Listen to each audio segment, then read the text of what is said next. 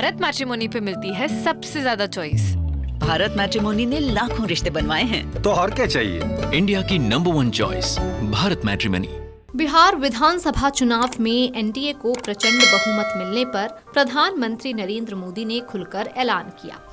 अब भाजपा का अगला लक्ष्य पश्चिम बंगाल है। उन्होंने ये बात कही। उनके इस बयान पर अब सियासी वार पलटवार का सिलसिला शुरू हो चुका है। आपको बताते चलें कि पीएम मोदी ने कहा था कि गंगा बिहार से बंगाल तक बहती है।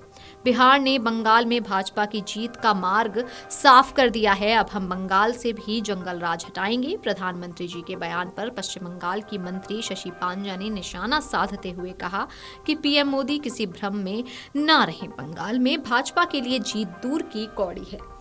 शशि पांजा ने कहा कि आपने बंगाल की महिलाओं का अपमान किया। आपने बंगाल को मिलने वाले पैसों और राज्य की महिलाओं को मिलने वाले धन रोका और आपने और भाजपा के अन्य नेताओं ने बंगाल की महिलाओं का अनादर किया है। ममता बनर्जी सरकार के मंत्री ने कहा कि राज्य में भाजपा को बंगाल विरोधी जमींदार के तौर पर जाना जाता है। उन्होंने भाजपा को बंगाल विरोधी बताते हुए कहा कि बंगाल के आगामी विधानसभा चुनाव में उनकी जीत की कोई उम्मीद या संभावना नहीं है, क्योंकि महिलाएं उन्हें सही जवाब देंगी।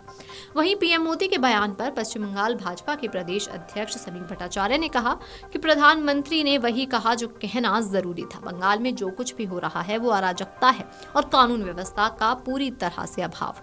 पश्चिम बंगाल की जनता ने तृणमूल कांग्रेस की सरकार को त्यागने का फैसला अब कर लिया है। वहीं भाजपा नेता दिलीप घोष ने भी इस बयान पर अपनी प्रतिक्रिया दी। उन्होंने कहा कि पीएम मोदी ने इशारा कर दिया है और ये जरूर होगा। अब बंगाल की बारी है, यहाँ बदलाव बहुत ज्यादा जरूरी है। वहीं बंगाल में जंगल राज के पीएम मोदी के आरोपों पर टीएमसी प्रवक्ता कुणाल घोष ने कहा कि बंगाल में कोई जंगल राज नहीं है। जंगल राज वामपंथी दौर में था। सरकारी आंकड़े दिखाते हैं कि बंगाल सबसे सुरक्षित राज्यों में से है। कश्मीर से दिल्ली तक अपराध के ग्राफ दिखाते हैं कि असली जंगल राज कहाँ है। घोष ने कहा कि मोदी ने अब तक 2021 और 2024 की हार से सबक नहीं सीखा है। उन्होंने कहा कि 2026 में बंगाल चुनाव का जनादेश भी इससे अलग नहीं होगा। उन्होंने कहा कि आप विधानसभा चुनाव हारे, आप पंचायतों में हारे और आप लोकसभा सीटें भी हारे। टीएमसी की सीट बढ़ी। 2026 में एक बार फिर ममता बनर्जी अपनी सरकार बनाने वाली है।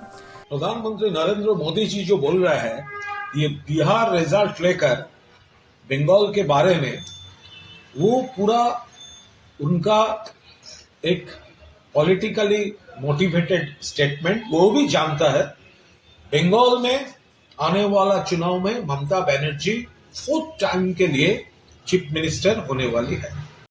अगर आप ये वीडियो YouTube पर देख रहे हैं तो हमारे चैनल को सब्सक्राइब कर बेल आइकन दबाएं और Facebook पर देख रहे हैं तो हमारे पेज को लाइक करें।